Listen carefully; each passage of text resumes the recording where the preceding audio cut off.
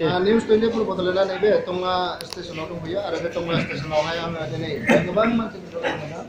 बेवहाय क'क्राझार थांनायनि मोनसे लाहार फाहार खालामदों बिथांमोना जाय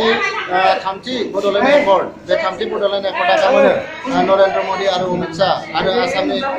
गाहाय मन्थ्रिजों लोगोसे रांखान्थियारि मन्थ्रि बिथां हिमन्त बिश्व शर्मा आरो नरेन्द्र मदि आरो अमित शाह बिथांमोना फैगोन आरो बे फैनाय समावहाय बिथांमोना बे जिथु वेलकाम सेरेमनि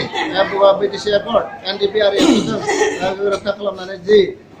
सुइ खालामनानै होबाय बेयावहाय गाबोन बरायनायनि हाबाफारि लागोन आरो बे बरायनायनि हाबाफारियाव बिथांमोना दिनै ट्रेनिं लागोन आरो बेयावहाय खोनानो मोननाय बायदिब्ला टंलानिफ्राय 4:45 बे टंलानिफ्राय मोनसे गारि फ्रि होदों आरो बे गारिखौ बिथांमोना लोगो हमनो थाखाय बा बे गारियाव थांनो थाखाय बिथांमोना फैदों दा आं केमेरा पार्सन बिथांखौ गासै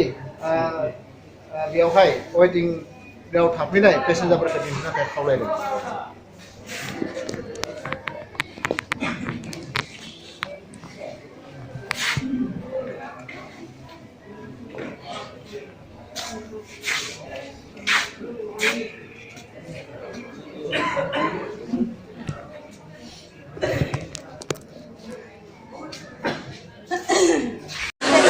बे समावहाय टंला स्टेशननिफ्राय गोबां हान्थियारि दङ आरो बे हान्थियारि बिथांमोना टंलानिफ्राय जिथु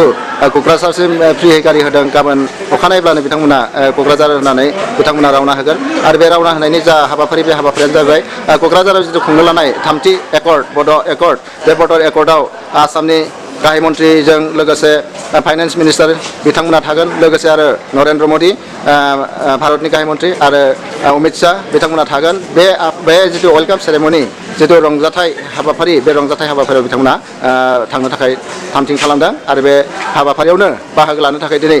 गाबोन अखानायै जिथु फुंनि सम बे फुंनि समाव बिथांमोना बे गारिजों थांनो थाखाय दिनैनो फैनानै थाखाबाय नैबे समा 9 बाजि सम जादों दायो हरनि आरो बे 9 बाजिनिफ्राय बिथांमोना नैबे स्टेशनाव दंफैयो गोबां दङ।